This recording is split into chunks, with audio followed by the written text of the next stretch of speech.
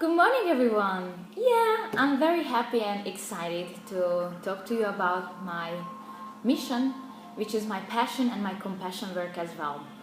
The show is called Compassion for Global Communication. So, why did I create this show? Because two are better than one, because they have good reward for their labor. For if they fall, one will lift up his companion, but woe to him who is alone when he falls, for he has no one to help him up. Ecclesiastes, Old Testament. First of all, so sorry for my very thick accent. I tried to speak slow and understandable just to make sure everyone will understand me better. Compassion for global communication. Let's just start with the word communication. Where is it originally from? It's originated from an old language, Latin, communis, which means to share. Communication is the activity of conveying information through exchange thoughts and messages by speech, visuals, signals, writings, or behaviors. As per the Valenzuela Julia Sherba in 1992, in his article, he describes it in the National Joint Committee for Communicative Needs of Persons with Several Disabilities. He describes it the following way. Communication is any act by which one person gives to or receives from another person information about the person's needs, desires, perceptions, knowledge, or affective states. Can be intentional or non-intentional. May involve conventional or unconventional signals. May take linguistic or non-linguistic. But here's the thing what I would like to highlight for everyone. May occur through spoken or other modes. I definitely would like to highlight this other mode. What kind of other mode or way of communication, or if you want to call it information exchange, can be created among us? I will be address that to you a little later. As you see, we are all connected, surrounding everything and whatever surrounded us. There's a communication between each and every creature. You might not see it, sense it, or hear it. You might not even understand it, but it's still there. As today, 2013, there are 8.7 million different species on Earth which can be identified through DNA barcoding. Just imagine, all these creatures are communicating some kind of ways. But today, I would like to talk specifically about human communication.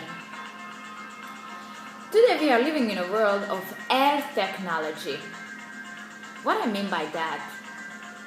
All data and infos pass through the air electrically, wirelessly, some kind of non-visible form. Unbelievable, amazing, right? Throughout the evolution of human being, we developed a lot of different systems to interact with each other. We all, around 7 billion people, right now that's the whole population of the world, possess over 6,500 languages.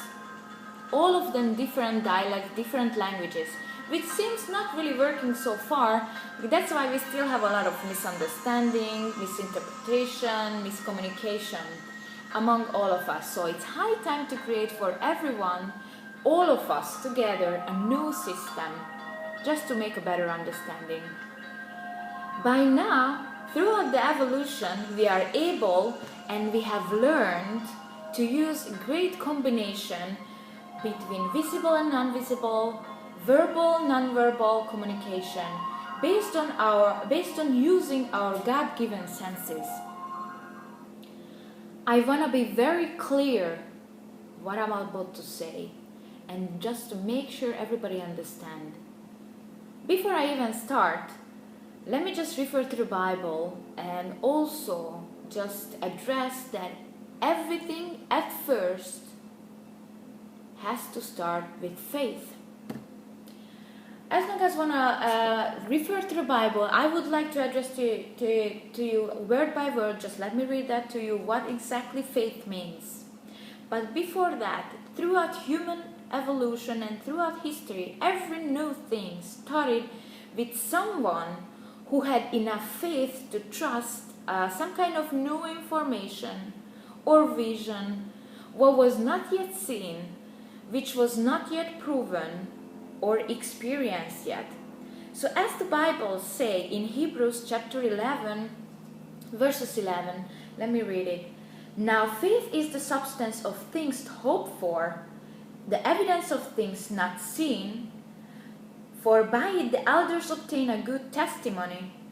By faith we understand that the world were framed by the word of God, so that the things which are seen were not made of things which are visible.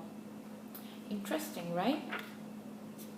So there's a lot of samples what we can bring up from the Bible. Number one, definitely Jesus Christ can be Noah, Moses, etc., etc. All of those people who had enough faith to believe in a vision or a new idea, new information.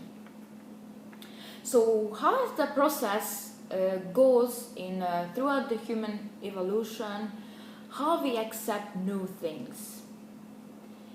As you can see, first there's a new idea. We hear it, we think about it, we all process the new information in our brain and try to decide, believe, not to believe.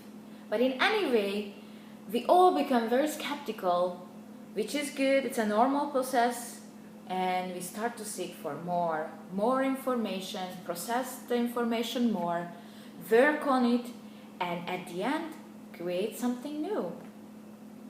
Bottom line, everything happens in the brain. So here's the thing, and please listen carefully. During human evolution, human minds created systems of communications which was projected from human three-dimensional view only. To have better understanding and better interaction between two individuals, countries, cultures, generations, a new system has to be created based on all knowledge has been given so far, but has to look at it from different, and here's the keyword, perspective. From different perspective. So what are all the systems, what are all the tools we have already put on some kind of system and we are using them? We already have numbers, light, colors, music, and dance. 5 basic elements. We are already using them in some kind of system, but we are looking at it from a different perspective.